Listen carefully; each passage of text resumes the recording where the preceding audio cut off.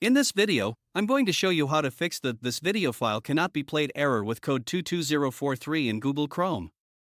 If you're facing this issue while watching videos, follow these steps carefully.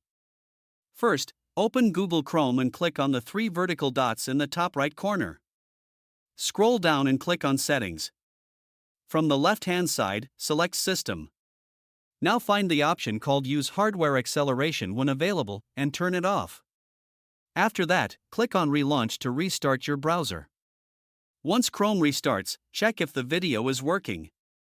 If the issue is still there, go back to Settings. This time, click on Privacy and Security, then select Clear Browsing Data. Make sure all options are selected, choose All Time, and click Delete Data. After clearing your data, check again if the problem is fixed. If it's still not working, click on the three dots again, go to Extensions, and select Manage Extensions.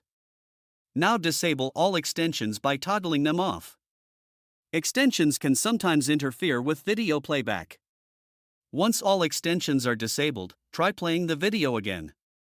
And that's it, your video playback error in Google Chrome should now be fixed. If you found this helpful, let me know in the comments, and I'll see you in the next video.